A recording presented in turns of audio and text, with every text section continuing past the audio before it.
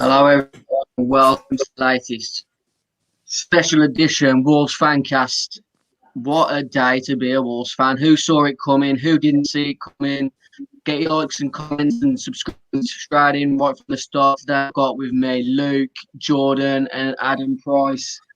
Guys, hit me with it. What's your feelings on the news today? Nuno is leaving the Molineux, leaving us behind.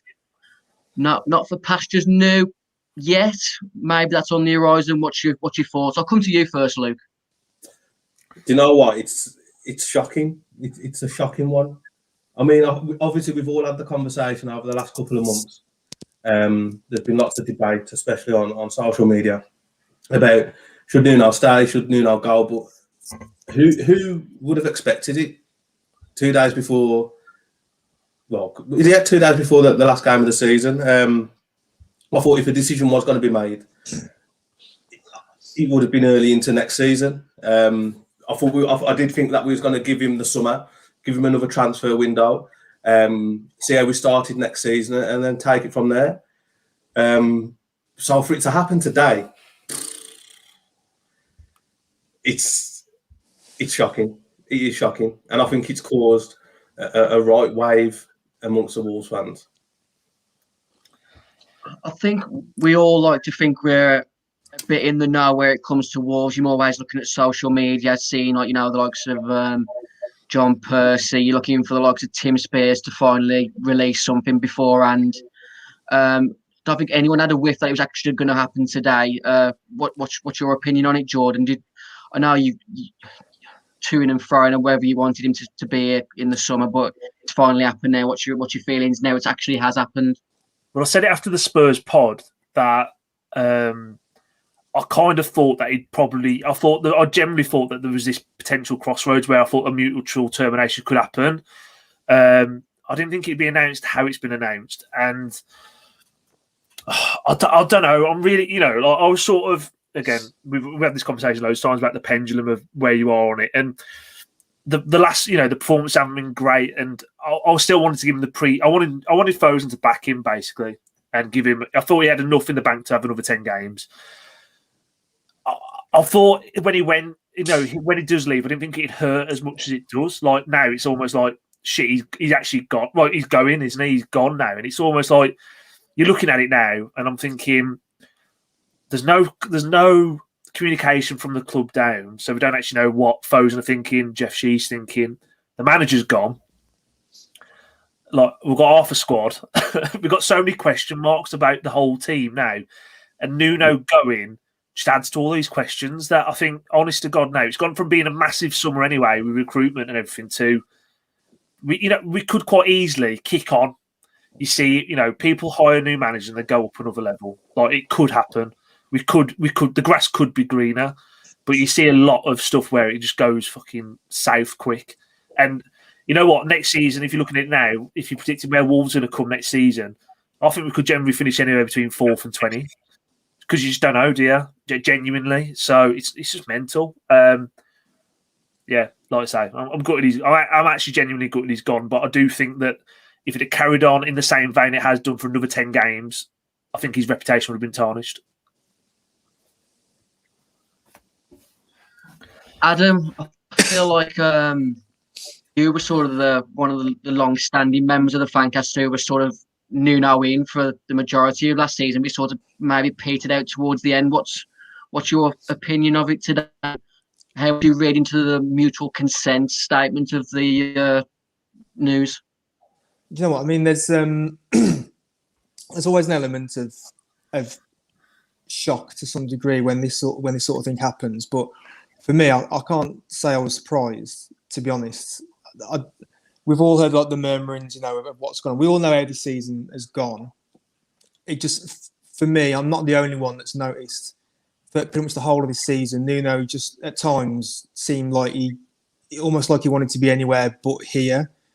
We know that the last 15 months has been heavy on a lot of people, and he's been quite vocal about how it's affected him. So he's got his own perhaps personal reasons as well as professional reasons as to why he's felt that he's done his time here. And when you factor in from Fosun's side that they're not going to be happy with where we are in the league. I know they come out early in the season and they said, to in effect, I'm paraphrasing, but they said that we're happy to write the season off as it is. We're happy to accept a mid-table season based upon what's happened. I think privately, they're not happy with where we are, with how bad the performances have been at times this season, how bad or just how stale the performances have been this season. And I just think normally when that mutual agreement, mutual consent comes out, we all know secretly, I think we all know that that's basically translated into you've been asked to leave, basically. That's what mutual consent pretty much normally means. But this time I can actually see, I really can see it being a mutual agreement between both parties. I can see Nuno just saying, look, I'm frazzled, I'm not enjoying it really. We can see how unhappy he's been. He just doesn't look happy. I can see him saying to Jeff, look, I need a break for a bit. I want to go away, see my family. And I can see Jeff saying, okay, fine. We've not been great this season for a whole multitude of reasons, which we're probably going to get into now. So yeah, fine. If you want to walk away fine. We'll give you a bit of money. There you go. Off you go. Off into the sunset you go. And we'll go and find someone else. And like as George says, hopefully try and push on.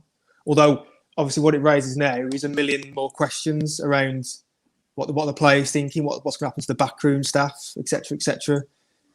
Is the whole backroom staff going to go with Nuno, or will they stick around if we're hiring a new Portuguese manager? These are all questions that we can discuss now, and probably what questions we're waiting to be answered in the next few weeks. We're only sort of 7 minutes into the so far, and I feel like we could talk about it for 6 weeks. There's a lot of questions still to be answered. Just initial thought on him, Nuno, actually joining Spurs this summer. What's your opinions on that possibility of actually happening, Jordan? I think it's likely. To be honest with you. We had this conversation as well during some of the podcasts where Nuno's stock, it's he's got a relatively high stock still for what he's done for Wolves, and this season has tarnished it slightly, not a lot, but his stock was probably at its highest point before we played Sevilla last year. For him, Spurs, we were in this, they're a bigger club than us, let's be honest. They're a bigger club than us. They're like a new stadium, they've got a lot of money. If Spurs offered him the job, he would not turn that down, in my opinion. And I think that the likelihood is if he does go to Spurs, again, I think he goes with everyone's blessings, really, although it'd be weird to see him in the Premier League still. But a new manager going into Spurs, or how Nuno might see is Harry Kane's probably going to get sold for £100 to £150 million.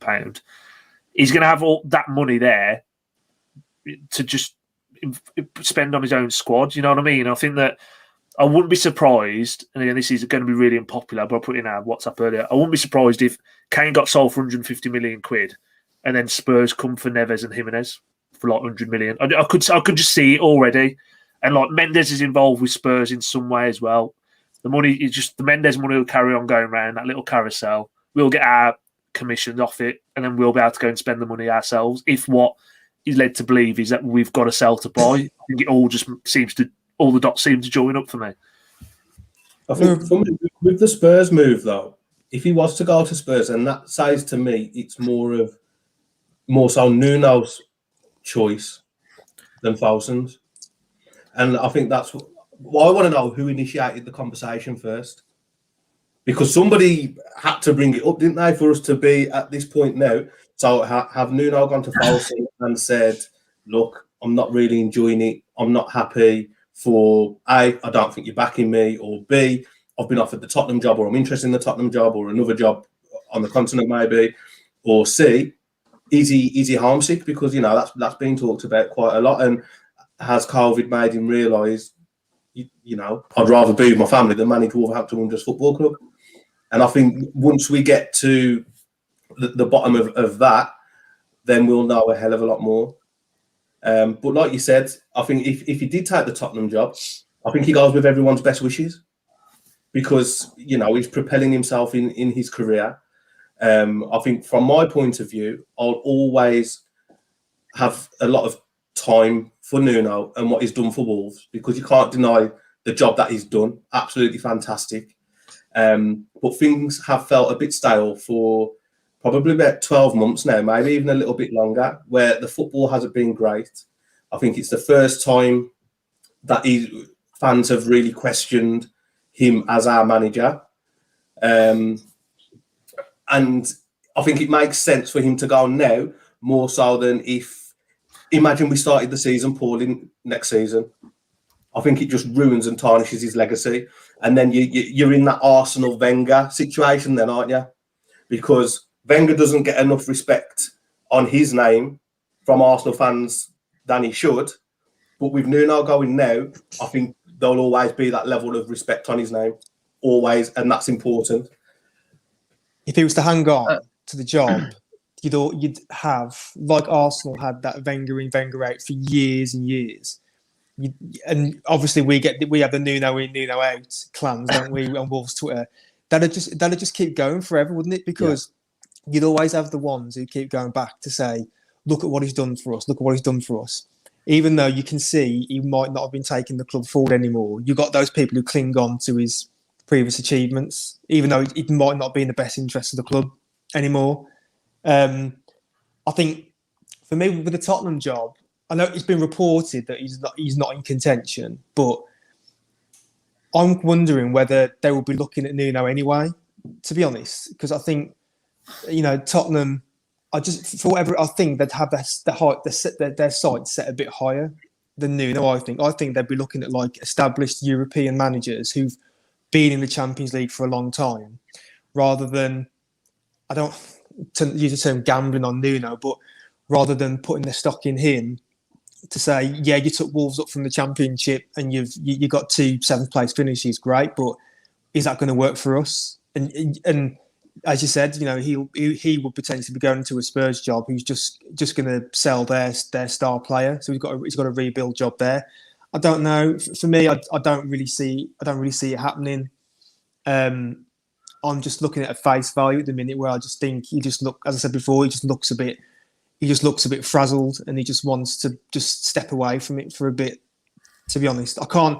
Given that his demeanour for the last 12 months, I'll be so shocked if he then decides to step in at Spurs and start straight from there and just carry on going. I think he just looks like, he could do with just a bit of time away. I think that's what my view is anyway. Where do you sit on it, Dan? Because I know we've had a lot of debates over the last couple of months. Say again, sorry. Sorry, I was just saying, where do you sit on it? Because I know we've had loads of debates over the last few months. So how have you taken the news?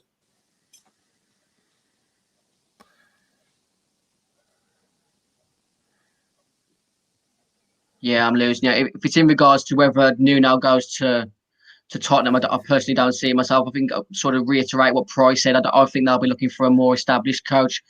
As good as Nuno's done a job for us, you look at his CV. He's not won anything of note, really, has he? As a coach, even like when he was manager of Porto, he bottled the league title there. I know you're like a conspiracy, Luke. People might have thought that Doherty joining Spurs last summer would have been in the lead up for Nuno going there, but that would have meant that Mourinho cocked up the Spurs job on purpose, which isn't that far-fetched from a conspiracy point of view, is it? Just a quick one. Is the manner in which Nuno's left today ideal for you, or would you rather Wolves maybe got another 7th place finish last season and then he got poached by someone else? It's a good question. I mean, if he's been poached by someone else, you kind of don't mind that because it shows he's done a good job. But I think with how the season's gone now,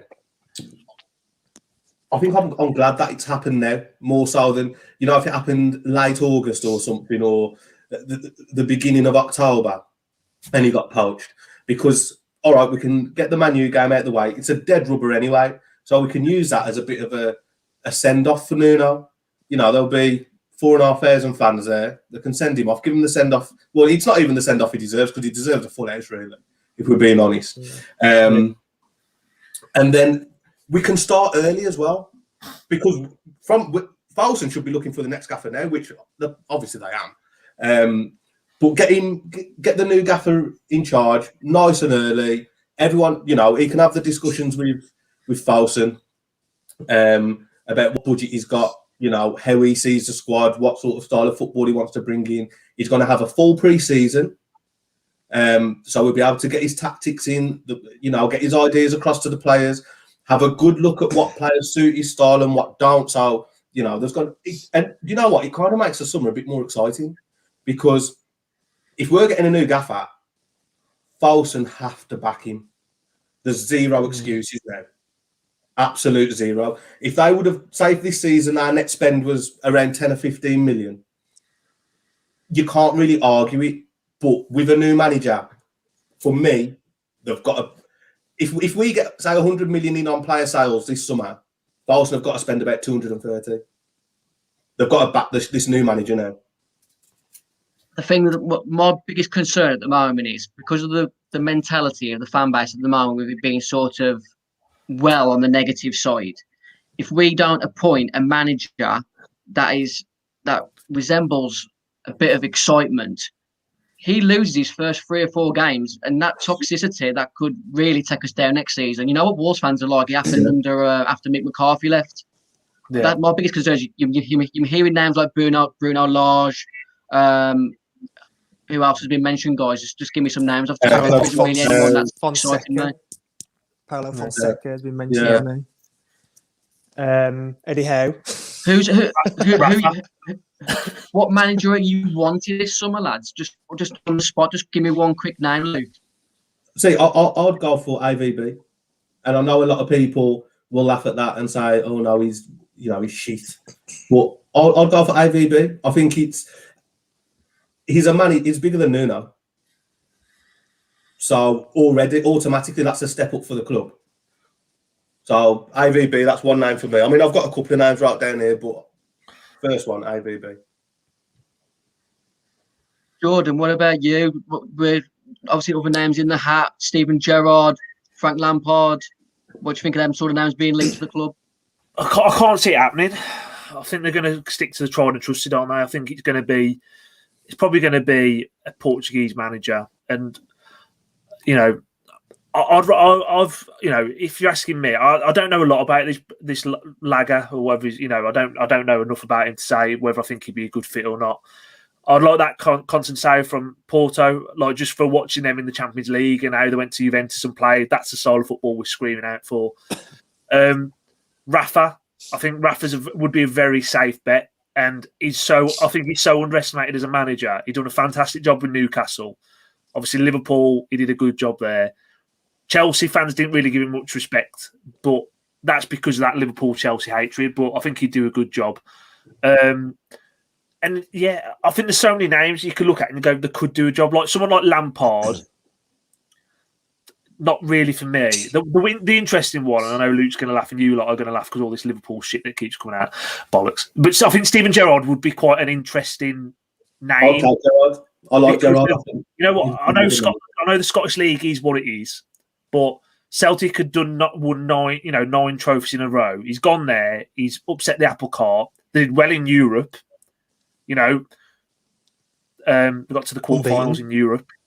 Yeah, unbeaten in the league. Like he probably needs a step before that Liverpool job as well. And I'm not saying we're a stepping stone club, but they're going to want to see him do it in the Premier League. So I wouldn't be averse to Gerrard either. But out of everyone, if you're asking me, I think I'd appoint Rafa.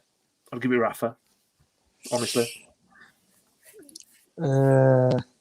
For me, there's a couple of angles you look at it. If you want to keep basically, we as a club have gone lock, stock and barrel in Portuguese people, haven't we? We've gone, and to keep that continuity going, do you then look to a lot? I don't know pronounce his surname, Bruno Lage. Do you go with Conceição, Fonseca? I don't know. You keep that continuity purely for the players and the backroom staff who are already at the club. If you go with someone like a Rafa, I think you're trading on dodgy ground there because for the last 12 months, we've been bored by our style of play, and that's not going to get any more exciting when you appoint Rafa Benitez. We all know what he can do. He's a master tactician. Sometimes that can also be a weakness of his. He can overthink things, but he's got titles that he can point to say this is what I've won. If he was to come here, everyone needs to be in no illusion that it's not going to be pretty what we're going to be watching. It's going to be functional football. We may get the results, but it ain't going to be pretty, boys. Let's face it. Talk of Lampard for me is like a complete non-starter. I don't think that's going to happen in any way, shape, or form. Gerrard is an interesting one. I think I agree what George said. He's obviously, his eyes are firmly, completely fixed on the Liverpool job whenever that comes round. But he does need or will need a Premier League job before he goes and does that. There's other examples in the world of football where, you know, clubs appoint the next player and it goes well. You know, Barcelona tend to do it quite a lot and it just seems to work. So it could work. You know, he could go straight to Liverpool and get a job, but it will be an interesting choice for us. His stock is going to be high at the minute, given what he's just done with Rangers. I don't know how much they'd ask for like compensation for him, or whether he might even want the job. He might want to stay at Rangers and have a crack at the Champions League with them. Well, probably won't get very far, but you know, it's an interesting one. I think for me, if I was picking, purely because we've got such an investment in the Portuguese staff, the players, and potential people, I would stick to a Portuguese manager. I would go with someone like a Conceição. He's exciting choice. We seem to be going to Porto for anyone these days, like players or whatever, and then I'm not sure if they still got their money troubles, so whether they might appreciate some compensation money going their way. But if we could, yeah, that's where I'd like to see us go. Get Conceição in. For me, on all that, and that's sort of why I said I wouldn't. I'm not averse to him coming in or Bruno Lage or any of these, Fonseca or whatever, but. As a club now, do we need to break that mould of just relying on Portuguese players and manager? I know it's like quite a boring thing a slur that people throw at us at Wolves. Oh, it's Portugal FC, all this sort of stuff. But for us to move on or potentially break away, is this where we draw the line under the sand and go, right, we're going to do it this way now? Because there's nothing wrong with people bringing in players, the trust and stuff, but our transfer windows and policies for the last 4 or 5 windows we've said hasn't really worked. So if you bring in a Portuguese manager and we carry on with that same market and that same mould, are we just basically like what they say about insanity, just repeating ourselves and thinking there'll be a different result when reality is it hasn't really been working already? Like that's what I mean. Do we break the mould now? Because I think that again it could make or break us, but I don't think we're actually going to know unless we take that step outside of what we've been doing. I guess ultimately you want someone who quickly put you all on the spot. Sorry, go on, carry on, Price. I'll jump back in with my question in a second. I was just going to say, that ultimately, yeah, it will be a hard breakaway if you break that mould. I guess ultimately you want someone coming in who has got quality and who is going to take us forward. If be Portuguese, that's fine. If a new guy comes in who's not, he'll have to acclimatise to the people he's got around him. It's a lot easier to move one person in and out than it is a whole backroom staff. So it's just it's interesting. Knowing Fosun, they've probably got someone in the pipeline. I don't think this has been dropped on Nuno today. I think they probably had private chats about it up before now, and Fosun will probably have the wheels turning to get someone in. Probably by early next week. As soon as the season's finished, we could have a successor in. I mean, they were swift in getting Zenga in after Jacket. So they might have people lined up. Let's wait and see. Yeah, you'd hope so. With the sort of form that we've ended this season, hypothetically, once we got Jimenez back in pre-season, do you think Nuno would have took us down? Nah. What, next season? No? Fair enough. We'll move on quickly. Anyone? I don't think so. No, there's too much quality in the squad, isn't there? Like, I think, and people thinking that we'd sleepwalk into relegation, I think stupid as well. I think I know Stu. I think might have said that, but I don't agree with that for a second. But I don't know. I think people just and you can't say that we were in a battle this season. There was points we was looking over our shoulder. There's no way you can say that we wasn't. I think that's fair as well. I do think that's fair. I think we were squeaky bum a few times, a little bit, but Because didn't we not winning 10 or one in 10 or 13 or something at one point? The form was atrocious. And, I don't want to throw slander on Nuno's name, but let's not forget the football's been suspect this season. Yeah, it has. Yeah, I think we. I think we're too, it's the famous saying it. I think we're too. I think even now, I think we're too good of a squad to go down. And that's probably. But you know what? I always used to think, oh yeah, so-and-so's too good to go down. So-and-so's too good to go down. Until we got relegated from the Championship, and then I realised no one's too good to get down to get relegated from any league. I don't think you can rest on that. I don't think we would have gone down. I don't think it would have been pretty at all. I think we would have just stumbled our way to like a 16th, 15th position, something like that. I think we would have gone on a rut like we have done this season already, and then we'd have just picked up 4 or 5 games where like we'd have got 10 points or 12 points out of it.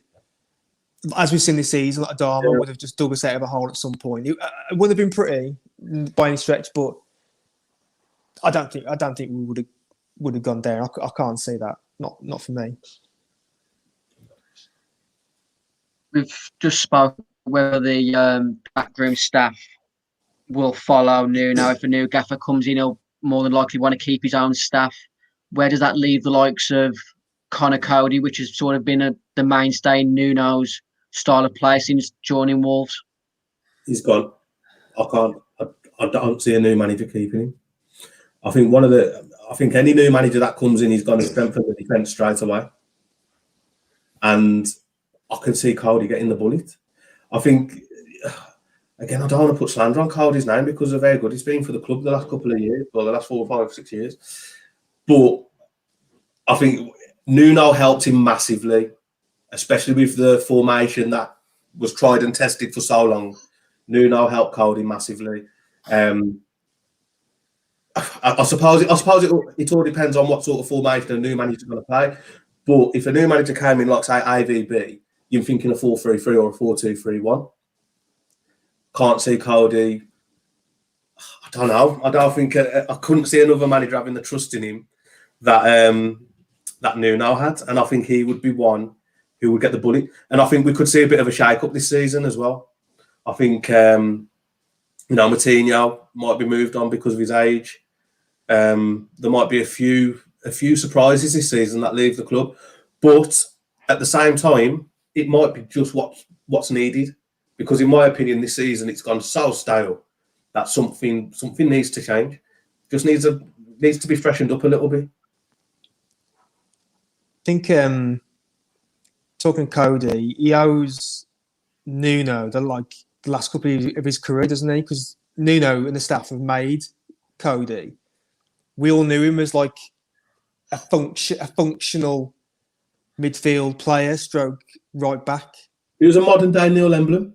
Yeah, he was a utility man, wasn't he? He was just, yeah. I've got a position to fill. Cody, just do us a favour and just fill that hole for us, so to speak.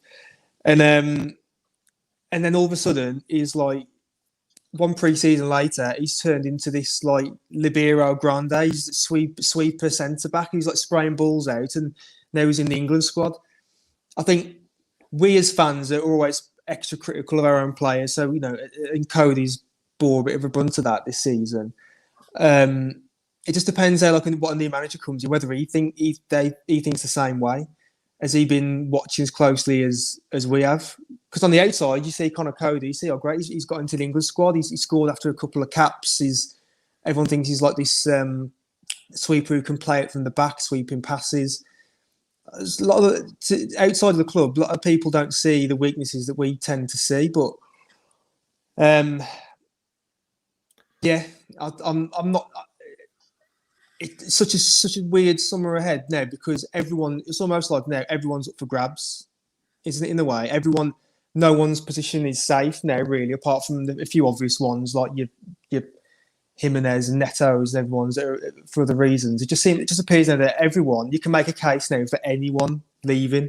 To be honest, we could be in a position where there's certain players who have grown under Nuno and they're quite loyal to him, and if Fosun have sort of made the decision to get rid of Nuno, that could get their backs up.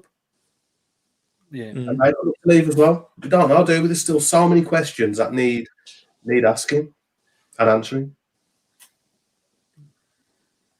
Jordan, you mentioned earlier that you sort of could envisage Nuno taking maybe Jimenez and Neves to his next job, and he could take care of him. it depends, doesn't it? Because again, like if he got we were talking hypotheticals here. We're talking like he could potentially end up at Spurs. I could quite, he was man of the match on last Sunday. I think deservedly so. He shouldn't have to have made so many clearances and blocks he had to, but I didn't think he put a foot wrong in that game, really. But the thing is, like, if he moves to another English club, a lot of people, like Price, he just said there, like, have got Cody in like high esteem, and I think that if he does go to Tottenham, I could see him go. They're shit at the back, aren't they? If they say if Nuno goes to Levy, Dyer levels. Yeah. Oh.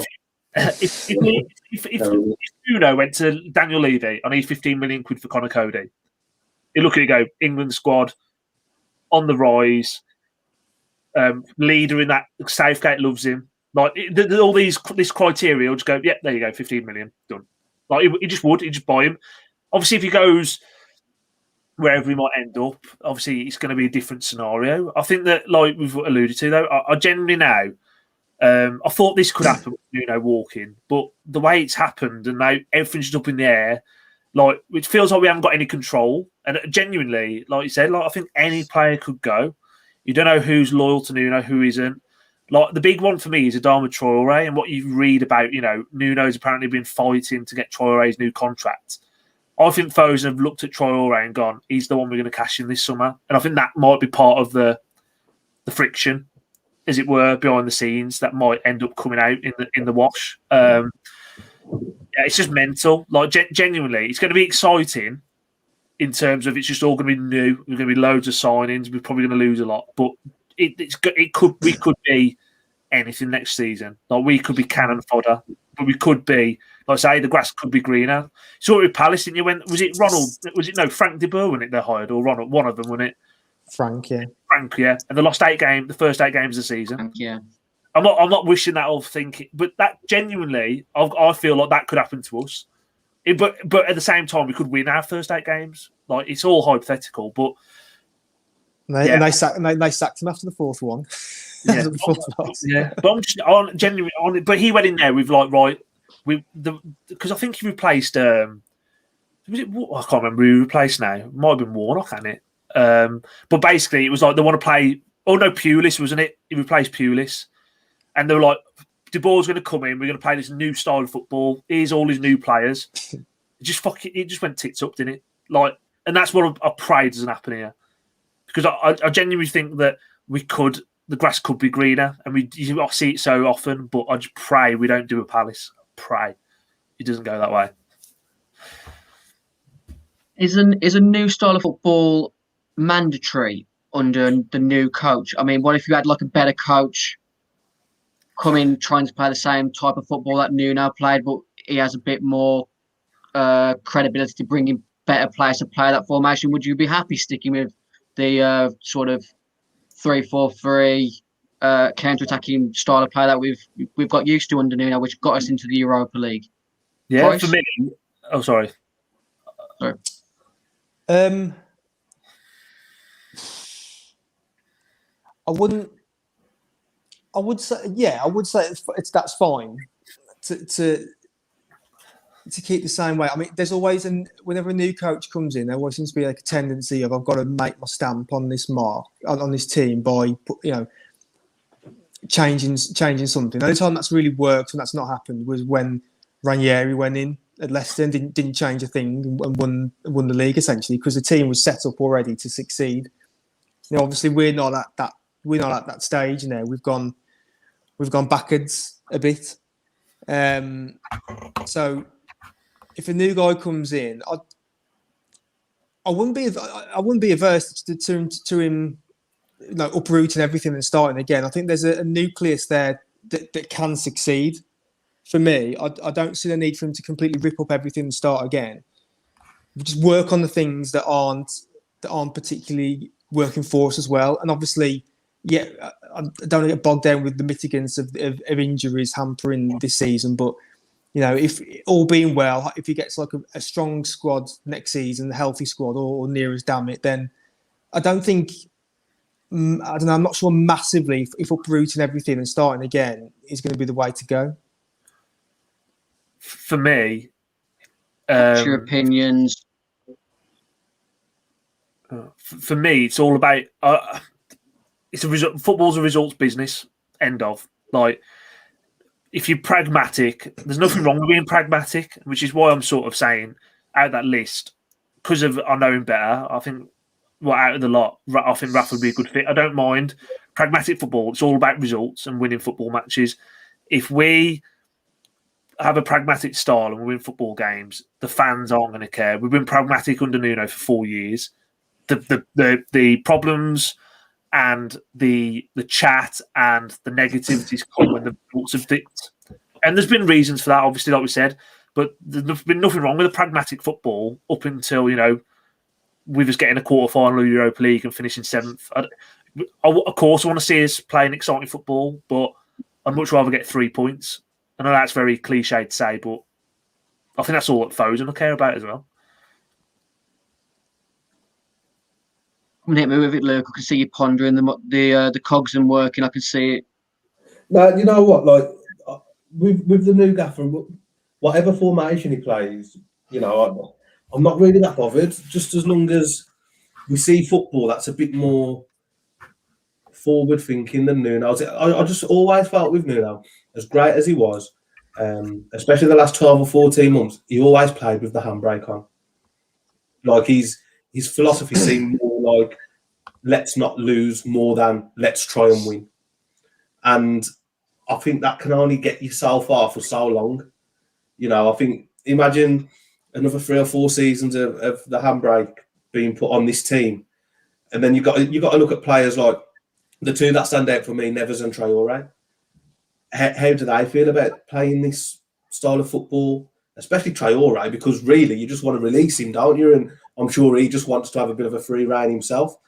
And I think with a coach who's a bit more attack-minded, we're going to get a hell of a lot more out of the players that we've got. I mean, imagine Neves just 10 yards further up the field and they had a little bit more freedom. He'd look like a completely different player, in my opinion. I think we'd see a hell of a lot more from him. I know the Championship was a different level, but he did play a lot higher up because he could. And in my opinion, it's not that he can't in the Premier League. I just don't think Nuno allowed him, which held. And even how do we know Neves isn't getting frustrated by that? He could be thinking, well, oh no, I can get more goals, more assists, more touches in the box, more this, more that. But the coach isn't allowing me to. He could have ended up looking for a move himself if Nuno would have stayed in charge. Luke's right. I think Luke's right there because, when it comes to Nuno's overall philosophy on, almost like safety first football, because you look in the Championship, by far and away, the best set of squad, the best set of players, best squad of players the Championship's ever seen. Right, that squad that we had, that's pretty much an accepted fact. But only twice do I remember us really blowing a team away off the pitch. I think it was Leeds and Bolton when we put 4 and 5 past them. Other than that, it was always just structured, organised 2-0 wins or 1-0 wins, something like that. It was always just drilling the guys at the back just to be safe, play safe, and then we've got the quality to turn it on when we need to. That was what our season was, and then that was then just modified for 2 years. 2 years of counter-attack football in the Premier League. But as George says, it works, so no one complains. No one ever complains while the team is winning, or no one ever picks fault to it, do they? So we've had this really for a long time. This type of football, haven't we? I was getting some stats together on a couple of managers, and with Nuno at Wolves, we averaged 1.3 goals per game. And when you can factor into that, we had 46 games of that in the Championship with the best squad the Championship's ever seen. It's ridiculously low. Then you look at, I compared him to Conceição, 1.78 goals per game. It's almost half a goal a game more, which is, it doesn't sound a lot, but it actually is over the course of a season. Over a season, yeah. A lot more points on the board. I mean, how do you say, is it Bruno Laga? We'll go with Laga, I think. Bruno Laga. He's only managed 89 games, according to Wikipedia, before I get pulled up. But he's averaging 2.2 goals per game. Imagine the football under him. What's mental? What was the game of 5-a-side, 10 goals? But that's almost an extra goal a game more than Nuno. And, okay, yes, a hell of a lot of games managed less, but it's pronounced Laga. How many more goals is he letting in per game as well? Well, that's interesting. Because Nuno at Wolves, it was 1.04 goals conceded per game. Conceição, in more games, averages 1 goal per game, so 0.4 goals conceded per game, much of a muchness. But that Laga, 0.92 goals conceded per game. So he's actually got the best defensive record as well. But is there no sort of reflection on here? You're talking about these managers having such a better record than Nuno, but they've got the squad of calibre of players that we had under Nuno in the Championship, whereas Nuno hasn't got that calibre compared to Premier League level, has he? Well, so those managers that you're talking about with all these like high-scoring games and conceding a lot, if he's got the same players that Nuno's got, then he's not guaranteed the same percentages, is it? Yeah, well, I mean, I did the win percentages as well, and Nuno comes out poor on all of them. At Wolves, his win percentage is 47.98%, which isn't great, really. And again, you have to factor in that we've had a season in the Championship with the best squad the Championship's ever seen. Now, AVB's win percentage is 57.96, which to me is a hell of a lot more impressive. It's 10% more than what Nuno's had. And I don't think AVB's had what you would say on paper easy jobs. You know, the Tottenham job wasn't easy. To get a win percentage of 57, well, nearly 60%. The Chelsea job, Marseille, you know, they're not one of, I mean, they're a big team in France, but they're not PSG, are they? Zenit St. Petersburg, again, big club in Russia, but they're not head and shoulders the best. So that's why I look at AVB, and that win percentage is quite impressive. So yeah, you can argue, okay, has Nuno had as good a squad as the above mentioned, but 10% difference in a win percentage, I actually think that's quite poor. But then it probably just in the YouTube comments. Lager had Benfica score 100 plus goals last season. He also beat a team 10-0 last season. Gung ho as fuck. We'd all love a coach like that, I'm sure. But how much of a rebuild are we going to need to perform to that sort of level in the Premier League? There's another comment. Is getting a yes man, and next season we've got Samir and Catrone up front. For me, though, Dan, on that, when you talk about that style, and again, not that I agree with it, but you could argue Bielsa's had that style with a far inferior squad than what we've got now, and they're exciting to what. I know. There's all this leads of the media darlings. Fucking, I'll watch them every week. There's goals. It's action. It's this and it's that, and it's not. It's almost sometimes you might have the players like Leeds. Like they haven't got the squad to be. They should. Okay, Leeds should not be finishing above Wolves. Fact, and they've done it. And a Cantor finished higher than us, more points, and the style's been a lot more impressive. So I think actually having that intent to go out on the front foot. By just being positive, you create, because you're playing 10, 15 yards further up the pitch, you create your own look. You further up the pitch, like there's less margin for error. So That's the big frustration with Nuno is it has been safety first. But like, I'm not contradicting myself when I'm saying I'm all right with pragmatic football as long as you're winning. But when you talk about the tools for the job, that Leeds squad with any other manager, they I don't think they'd survive the Premier League. If Nuno had that Leeds squad, again, this is controversial. If Nuno had that Leeds squad, I don't think he'd keep them up. I think as well, when we look at the 3 seasons we've had in the Premier League and you look at the goals scored column, very, very low in 3 seasons. So that's not coincidence, in my opinion. It's not coincidence when it's 3 out of 3. But then you look at Traore, Neto, Jota, Jimenez. Okay, Jimenez this season, we'll discount that. But the 2 seasons previous where we've had Jimenez, Jota and Traore for a full season, you're telling me he couldn't, or another coach couldn't have got more attacking output out of those 3 players? Because I think they're very, very talented, and they can offer a lot going forward if allowed. But I think because, again, I will say the handbrake football, that shows why the goals for column for Wolves for the last 3 seasons has been amongst the lowest in the league. And I don't think that's got anything to do with the squad. I genuinely feel that's tactical. Because imagine if, I don't know, Brendan Rodgers had Jimenez, Traore and Neto/Jota as a front 3. Would they be scoring the same amount of goals that we've scored over the last 3 seasons? I know it's all hypothetical and nobody will ever know the real answer, but I believe not. No, you bang on. Hypothetically, would those managers have been more defensively better than what Nuno has for us last few seasons? Oh, that's the flip side, isn't it? Yeah. That's the flip side. I was going to add to that as well and say, like, those 7th place finishes, you look at it, yes, the football could have been more attractive, but we were winning football games playing the pragmatic style.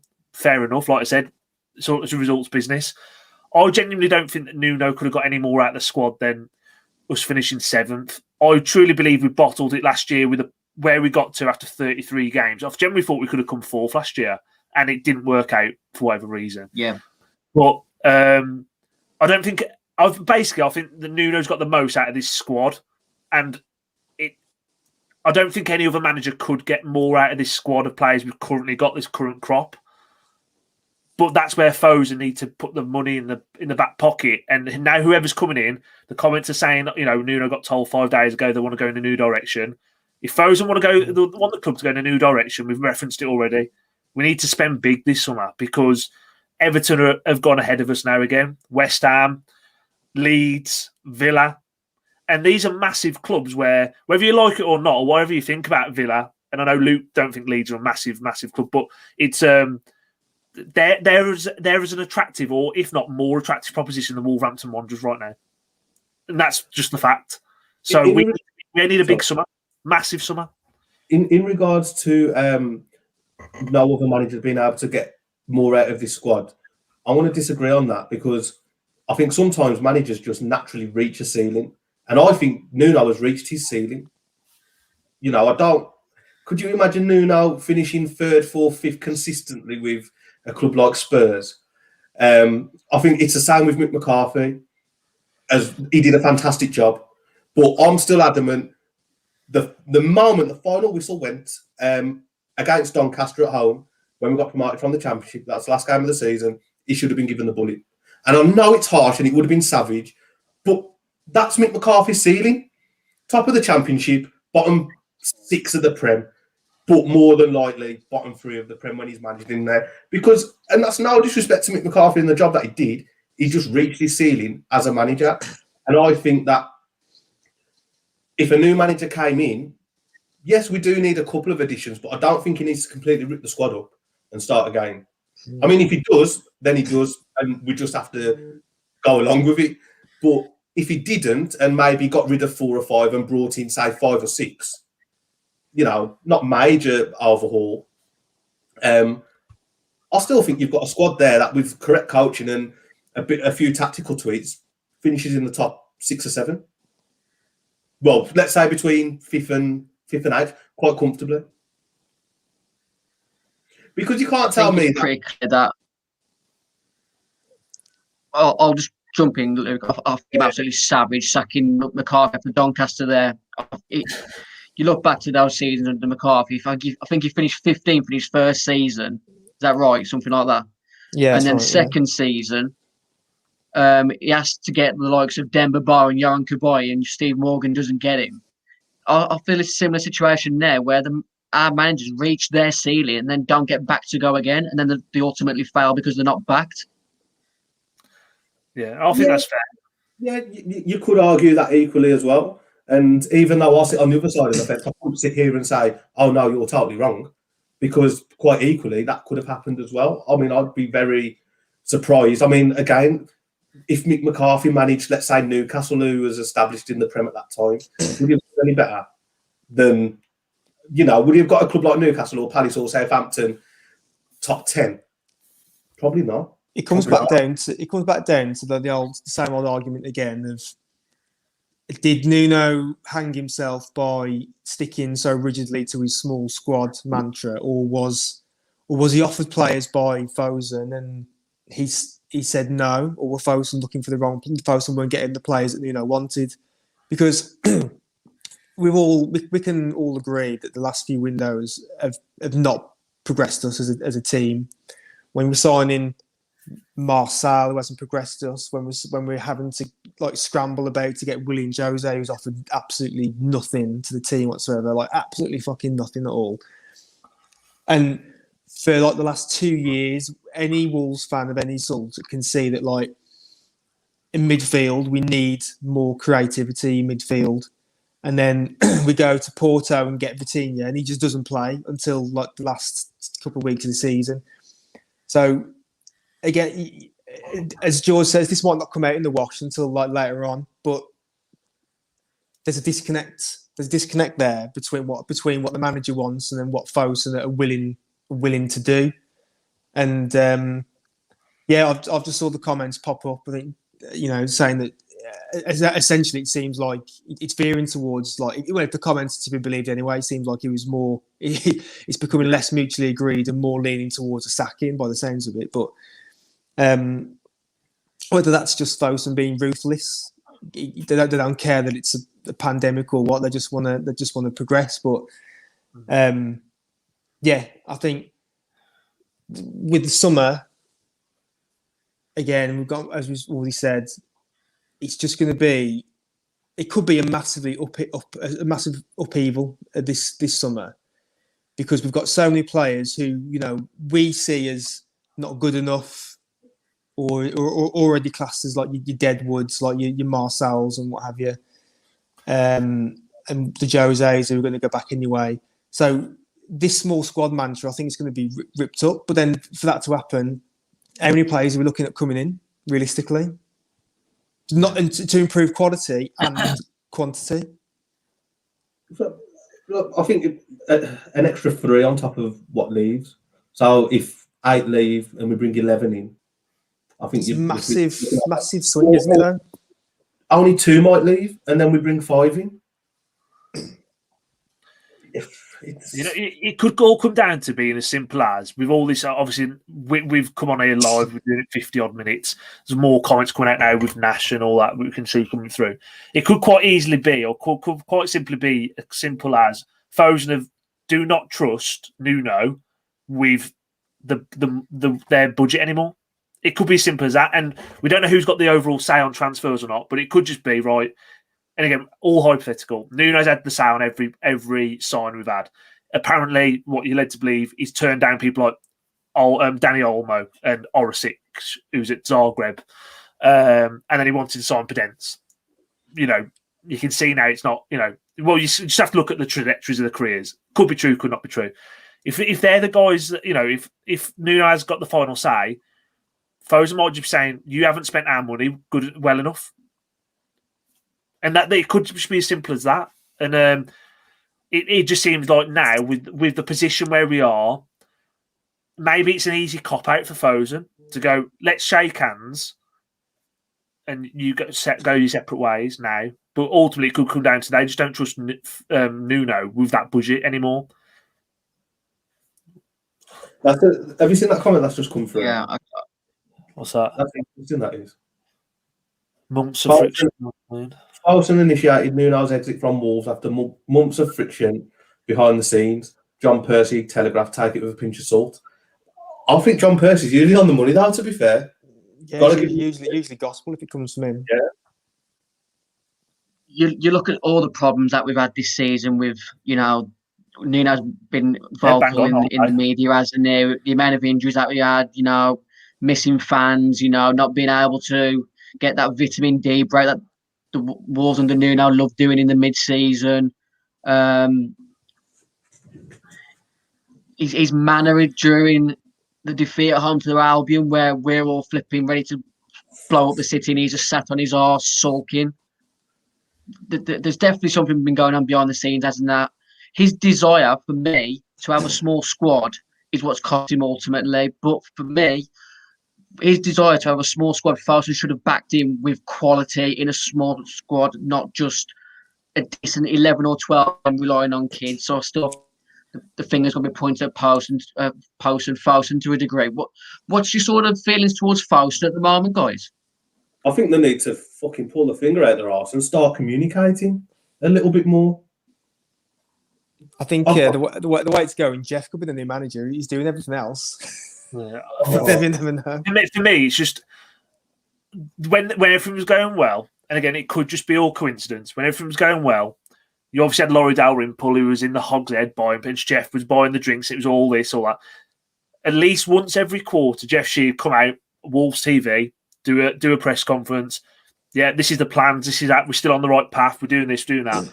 First sign of struggle, there's not been any communication from the club. And then what do they do? The 45 quid for a Man United ticket. Like, whatever's happening, this friction, there could be more to it than that. It just feels like they're just so disconnected from. And I think the pandemic's a big factor of that because we're not in the stadiums. But for me, I feel so disconnected as a Wolves fan right now. And this sounds bad. We've had it a lot worse. But I think it's awful. I think it's appalling. Well, how it is at the moment, this season, I think it's been a poor season all round. On the pitch and off the pitch. I think this summer will tell us exactly all we need to know about Falson without them even releasing any statements or attending any press conferences. I've said it for a couple of months now.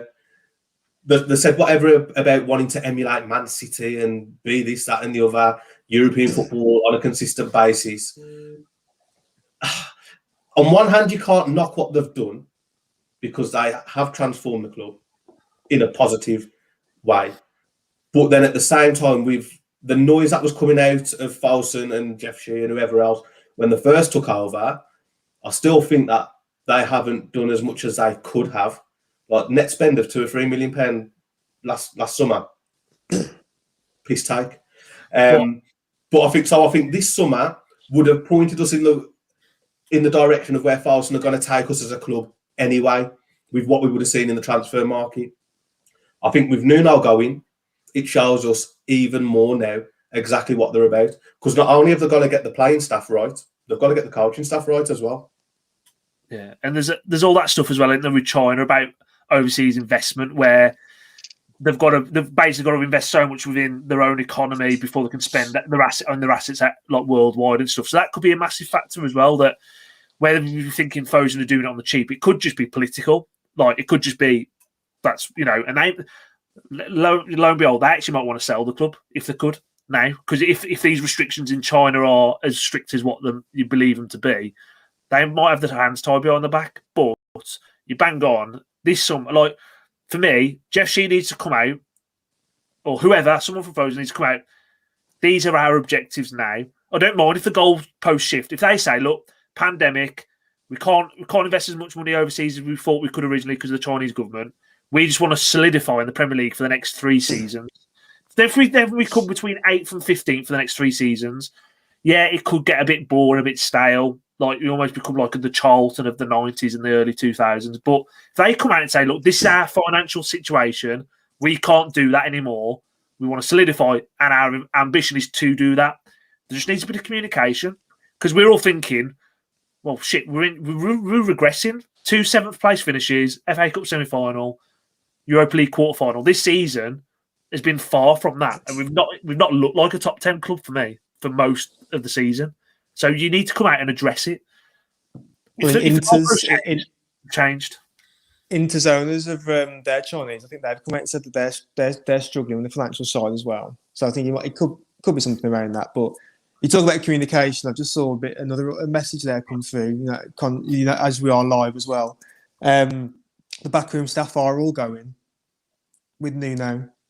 So that's one question. That's one question that's been cleared up. Yeah. It's, Spears has just tweeted saying that they're all going as well. So that's one. So we were talking earlier about what's going to happen. What will all the backroom staff, will the player, what will the next manager do? Well, there you go. Whoever's going to come in next, and Paulo Fonseca's name has been mentioned, but whoever comes in next has got to bring all his own guys with him. So that might be a player advantage anyway.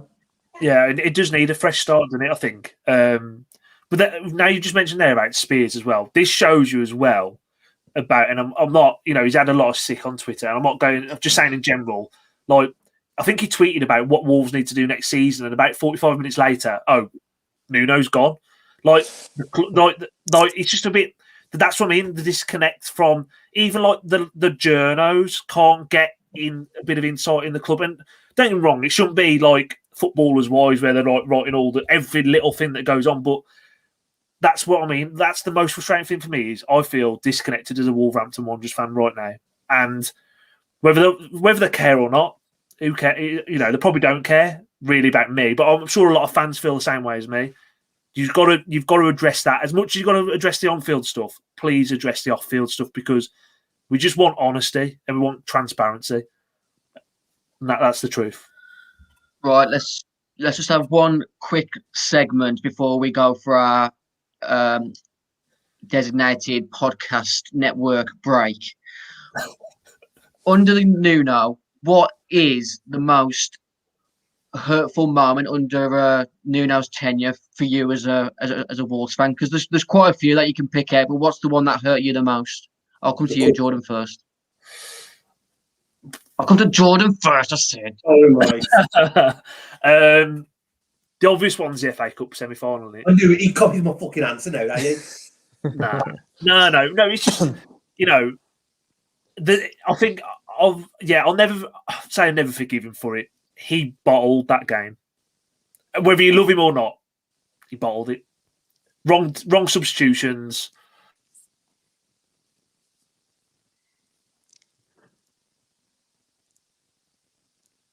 That's what you get for stealing answers. I'll come to you quickly, because Jordan is he thinking? He's just had a case of PTSD and he's back at Wembley seeing Delafeu score again. No, I'm back. Sorry, lads. No, yeah, I just think whatever you think of Nuno, love him. Well, obviously people love him. He did bottle that game. I don't care if you're the biggest Nuno fan in the world. He bottled that game. End of. Was it a bottling or was it just? It was a bottling. Because 2-0 up with like 10 minutes to go. Was it a bottling? He was just. I don't think he bottled that. I think bottling. I know it's a common term. I think that's a bit harsh on him. I just think he just badly managed to get. He just made the wrong subs. Basically, he just made the wrong sub. He didn't bottle anything as such. By a player can bottle something really, but a manager, he just made the wrong subs. And don't forget, I mean, no, we were a mistimed Dendoncker challenge away from getting in the final. He seems to have got off relatively lightly off the back of this. If you all think that, considering we could have been in our first FA Cup final for decades. There wasn't any like days or weeks and months of endless Dendoncker abuse. It was just bollocks that we were so close to getting to the FA Cup final. But everything kind of we were practically like a whole 3/4 of the way over the finishing line to get to a final. And we've just one mistimed challenge has just meant that we've fucked it basically. And yes, then because of the bad subs, we then couldn't change extra time. But yeah, I do think it's a bit harsh to say that he bottled it. He just managed it incorrectly, didn't really? He fucking bottled it. Bottled it. And you know what? And you know what you said about there? You know what? Dendoncker can fuck off as well. There you go. And don't forget Caballero trying to fucking river dance the ball into the back of the net. Yeah. I think for me, one of the hurtful moments. I mean, it's not even like that major thing, really, but it's like just throwing cup games. That really pisses me off. Like League Cup games or like FA Cup games. Like we've had this season when he's just like chucked like a 7th string team together against Southampton or something. When we've got nothing else to play for.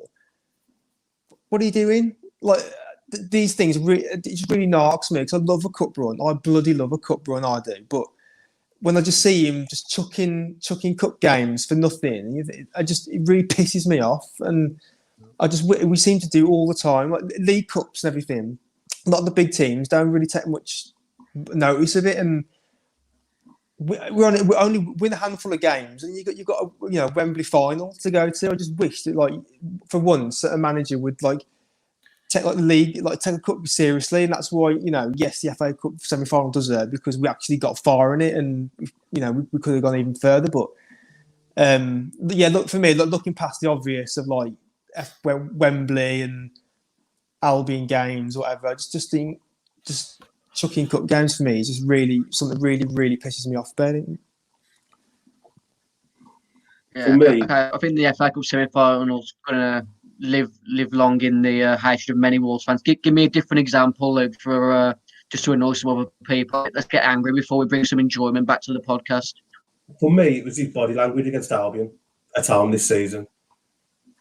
I'll never forget that. 3-2 down with 15-20 minutes to go. He managed that game terribly. I remember sitting there watching, thinking, what shape are we playing? What's the game plan? What are the tactics? We're losing to the shit. We haven't played in almost a decade. We're losing at home as well. And let's bear in mind, VAR's already pissed me off earlier with that shit penalty that they give for Bolly bloody breezing past Pereira, was it, or CR7 on the line, and they give a penalty. But, so the game's already shit. It's bad enough. And the team needs a bit of encouragement, a bit of inspiration, a bit of drive. And Nuno's just sitting there with his arms folded like we're playing Barnsley at home in the second round of the Carling Cup. He bottled it, Luke. And that, for me, I don't think I'll ever be able to forgive that. I really don't. I just think the body, it's Albion at home. Like you say, you're a man of the club and you feel the club and you feel the city, this, that, and the other. You've got to feel that fixture. And I don't think he did. If Molineux was full, it would have been toxic. I genuinely think it would have been horrible. The family enclosure would have been mental at him. Yeah, Gully would have been chucking his season ticket at him, wouldn't he? From the family enclosure.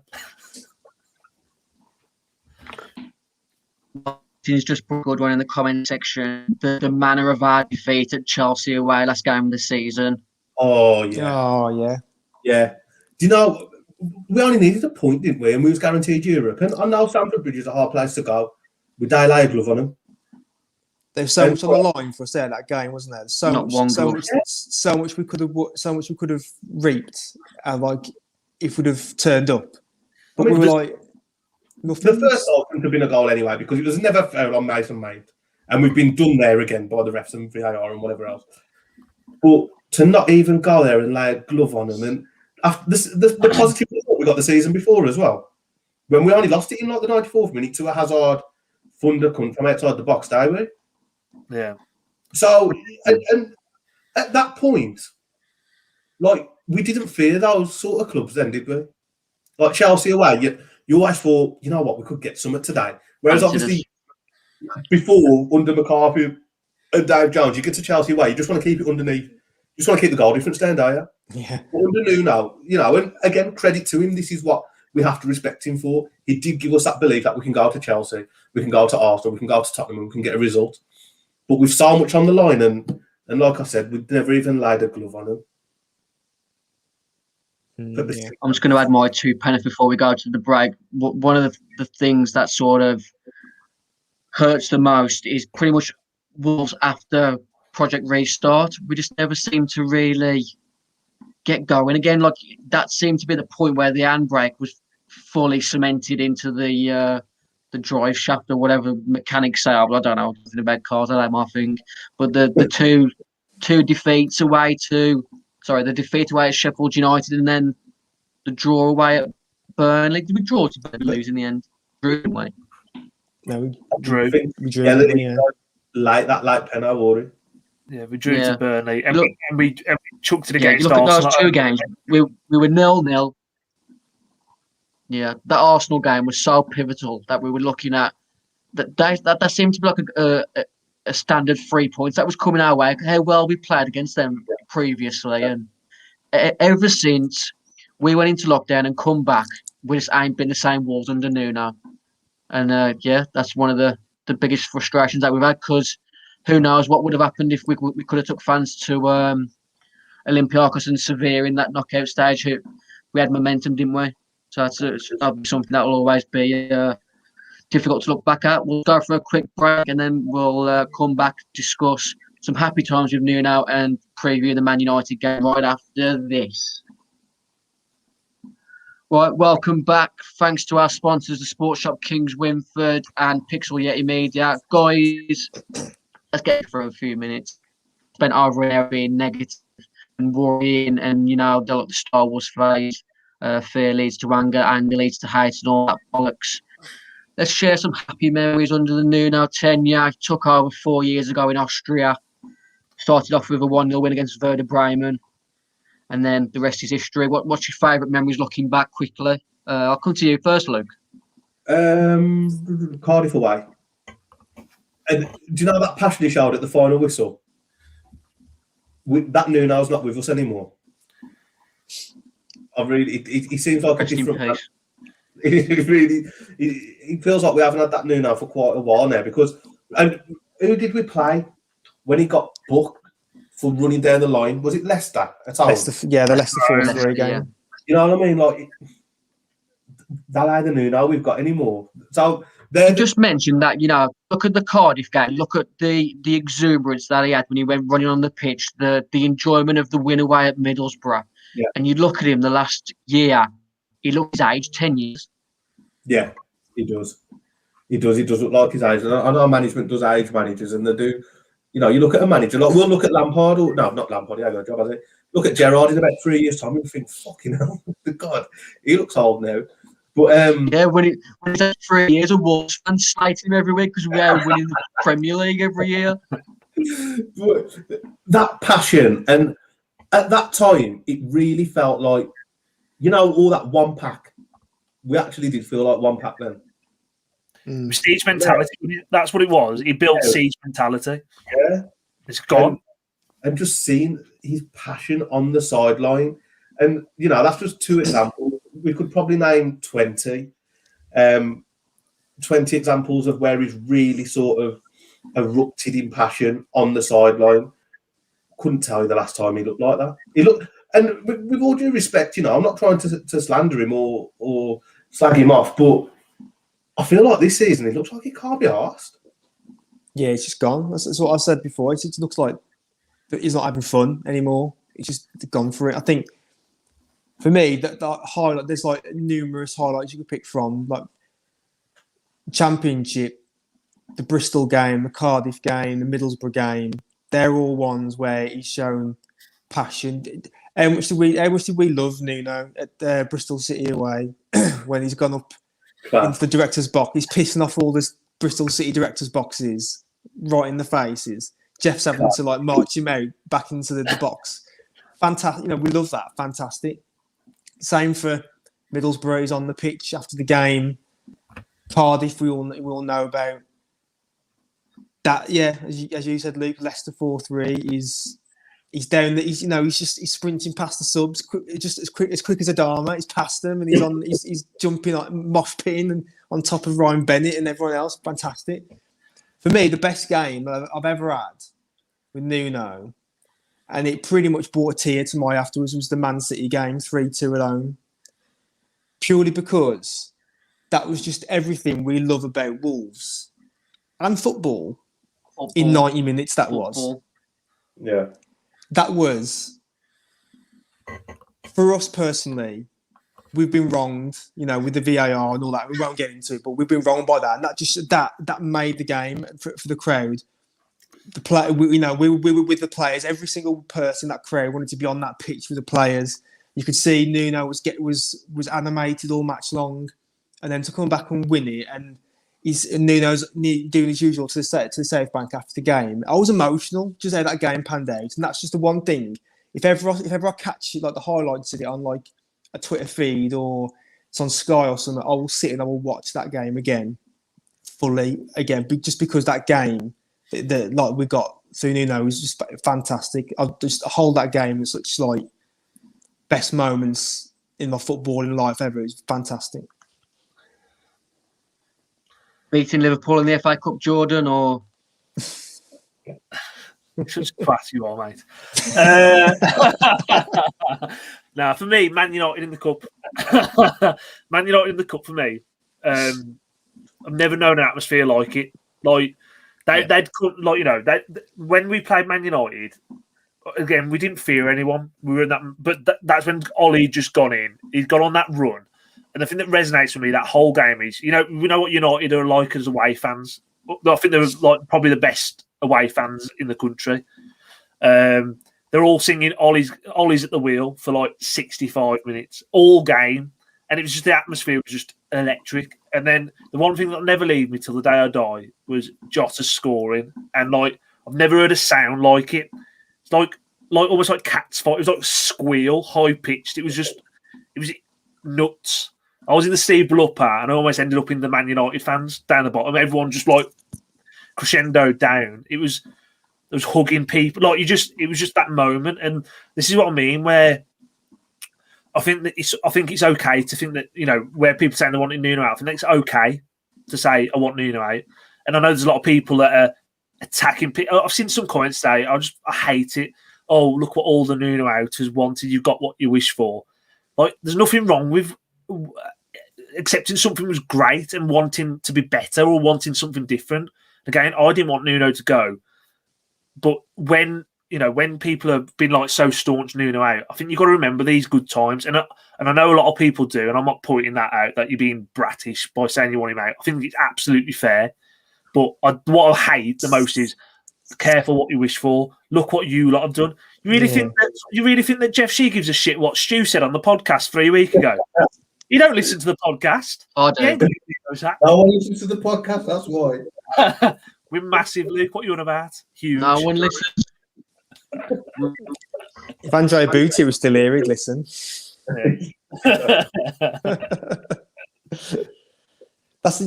agree. You don't with that, get George, to I be agree, really I a agree with that. conglomerate company without knowing what your customers are saying on social media. I'm sure Jeff's got a burner account on Facebook that he uses to connect with fans on Dingles over.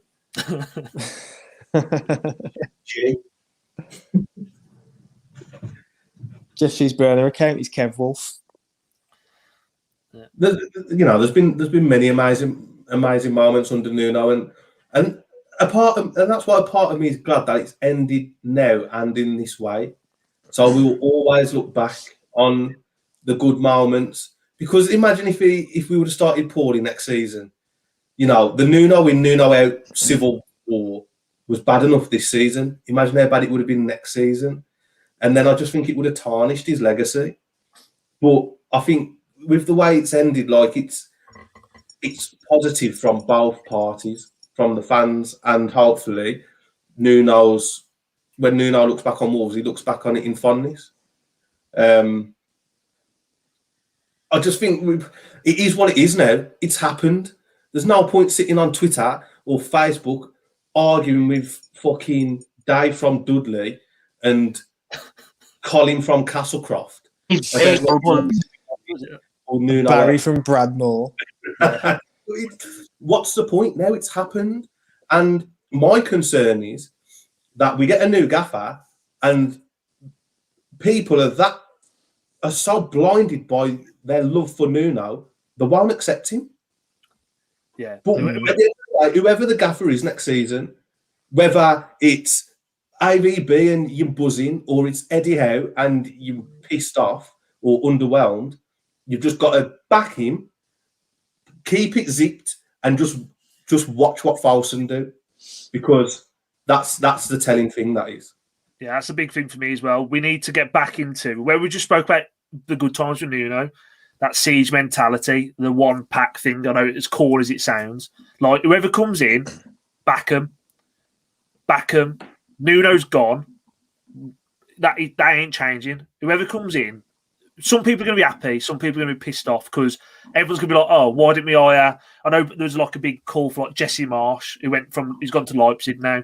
Yeah, great, he'd have been good, obviously. But whoever comes in, just back them. Everyone get behind the team, and we just got to trust. Whether like I say, we've said on here, we're not exactly trusting the foes at the minute. Just trust what's happening. We've got to back it, and if it goes tits up, then we can kick and scream, but give whoever comes in a fair chance. Defo. And I'm in agreement with what said about it's good in there that it's that it's out in the open. That we all know where we stand now, don't we? That's the main thing.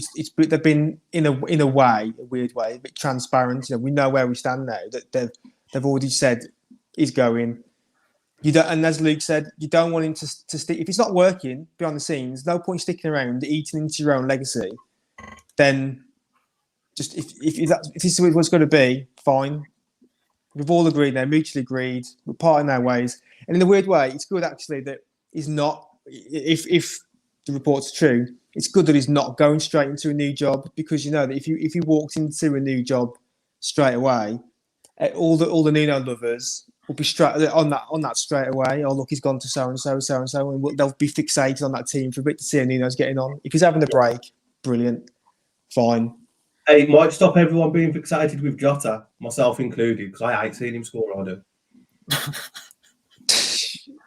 Great comment by the Vinyl Revival, and I said it to a few of my friends earlier. Nobody's bigger than the club. Nobody's bigger than Wolverhampton Wanderers. It doesn't matter whether we've got Nuno Espirito Santo in charge, Mick McCarthy, Kieran from the Dog and Duck managing Wolves, Premier League or Albert Fairless Park will still keep supporting them. Let's quickly just touch on this weekend's game at home to Man United, last game of the season. It's been a frustrating season. What's the sort of reaction in the ground towards Nuno and Fosun? Do you think there'll be many people who go to meet the coach on arrival on Sunday to give Nuno a bit more of a send off, or is that something that's just a bit far fetched? No, I think people. Yeah. Sorry. No, I was just going to say. I think there could be. I think there could be. I know there's been a lot of negativity about the game. That £45 now looks like worth every penny for me. Now I haven't got a ticket, but I think fair enough. Now you go in, you can give them send off. I genuinely think that there could be the scenario where people talk about gathering outside the ground and on Waterloo Road to protest.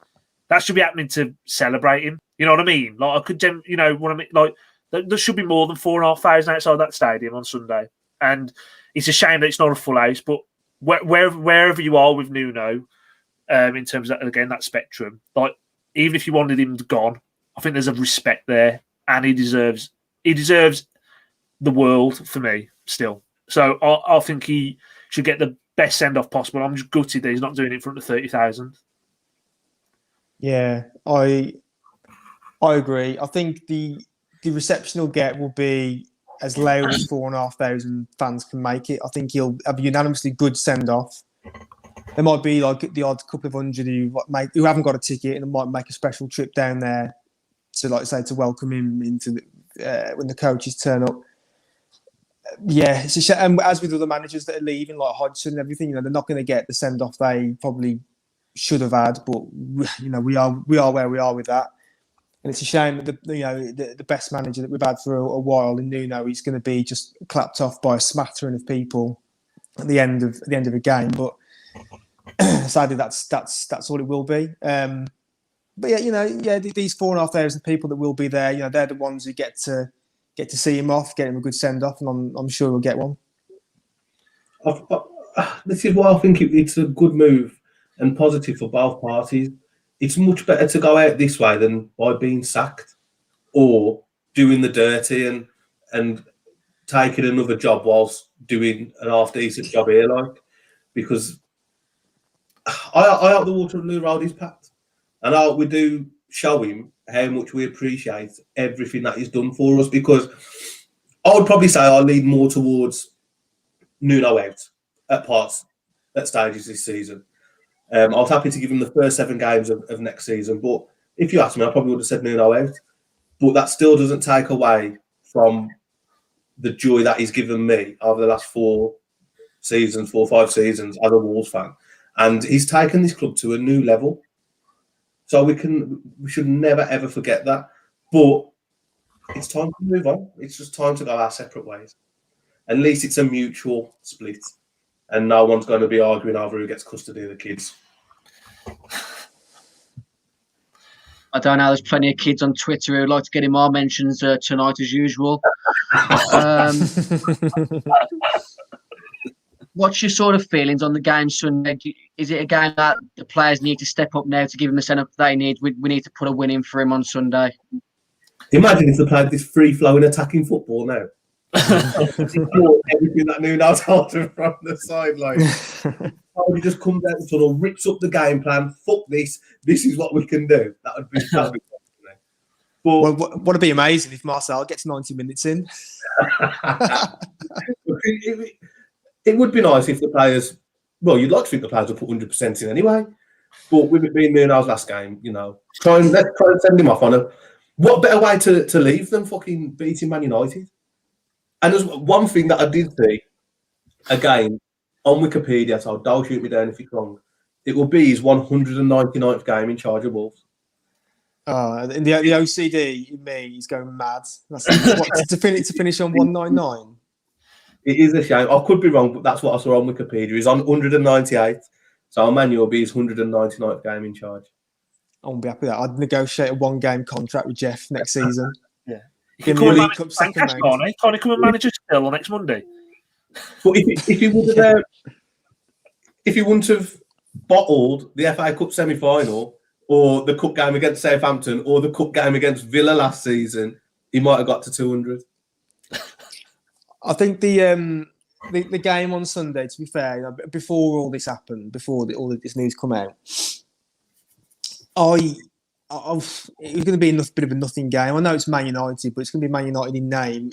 They've got a final a couple of days after our game. They're going to be playing like Gary Pallister. They'll be playing Gary Pallister at the back, and whatever, Bosnich will be in goal. They'll be putting the reserves out because why would they risk the first team? They just wouldn't.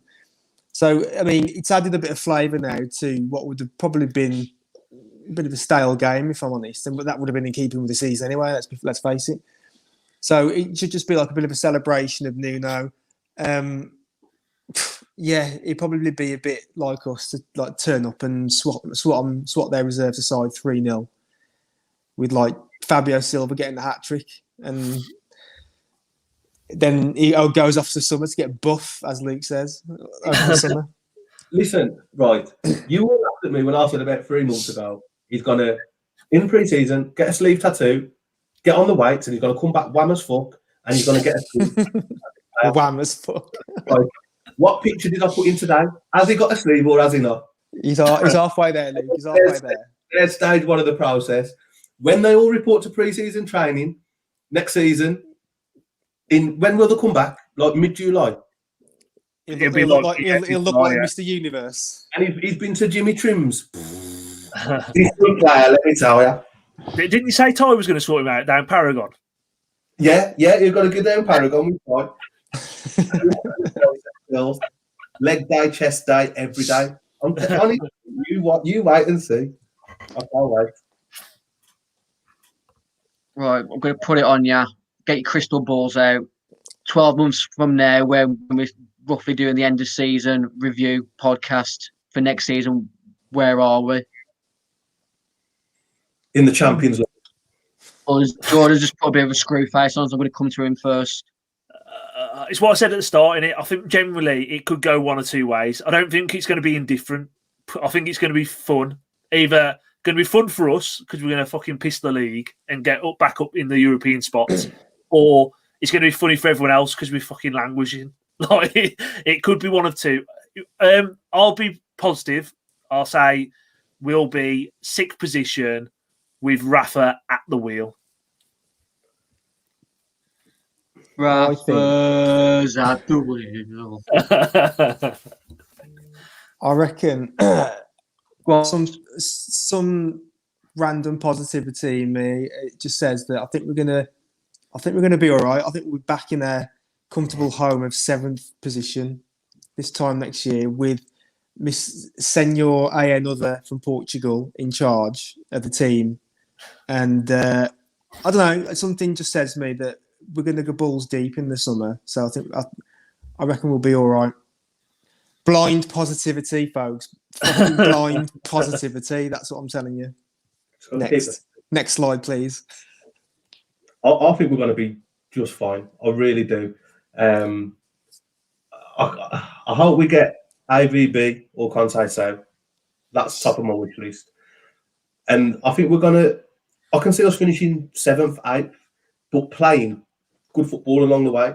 We'll score. How many goals have we scored this season? About 12. 12. We'll at least 15 goals more than we have done the last couple of seasons. Finish about 8th. We'll have one good cup run where we get to a semi-final. And everything's going to be fine, man. It really is. Again. But if it's not fine, there's only one place to point the finger. You, Mr. Fancast of at Folsom. I think the only way we fuck this up is if Folsom don't back the new manager. I think that's fair. Right, I'm going to give you my 2 penneth, and then we're going to call it a night because it's probably been one of the longest podcasts we've done in a while. Fosun are going back to the original plan, going for Julian Lopetegui this summer. They're going to pay him out to Sevilla, and he's going to get us back in the European places next season. You heard it here first. Thank you guys for spending your time with me tonight on a Friday night. Everyone for commenting in the comments section. Remember to like, comment, and subscribe. Just subscribe, lads. It's free. We ain't that bad, lads. We appear on social media a lot of the time. We've got a charity football match a week on Monday for the mental health charity Mind. We're playing against the likes of Talking Wolves, Always Wolves, Wandering Wolf, Nick Speakman, founder of Sport, for global head of social media at Man United, and a few other people. You can help us donate to the cause at justgiving.com/fundraising/Wolves Fancast. What's your opinions on that? Are you feeling towards that, guys? I know me and Lou have been on the kebab meat and chips last couple of nights. How are the rest of you feeling? As I said before, I'm like Ledley King. I'll just turn up on the night. I don't fuck about with training. I'll just tell me where to go and I'll play. Yeah. And I'll give you 100% for 10 minutes. I was playing last night. I told you the touch was back. I just felt like a Rolls Royce in there over at Ella's Hall. So I can't wait to be in the middle of that park at Molineux and kick someone in the air, basically. I think we've all pretty much played at Molineux, haven't we? And when you get out there, you realise, fuck, it's actually quite a big pitch. It's a massive pitch, man. It's even big when you've got flipping little legs like me. I'm thinking one run around the centre circle and I'm going to be done. But no, it should be a great day. I'm really looking forward to. Well, yeah, it's a game that we can't afford to lose, lads. There's a lot riding in it. We've been raising a lot of money for charity, but at the end of the day, it's bragging rights on social media come full-time whistle. Yeah, well, that's it, innit? And I hope that the kebab meat and chips are doing you and Luke wonders, mate. To be fair, I hope there's like some. I hope it's like Canelo steak. I hope it's got some in there. You are fuel. We'll be fine, man. Luke, like I always say, form is temporary, class is permanent. We'll turn up on the day. You two just do your job and then worry about us afterwards. And on that note, thanks everyone for watching. Thank you again to our sponsors, the Sports Shop Kingford, Pixel Yeti Media, and continue to listen to us on the 90 Minute Network. See you later. Peace out. Gator.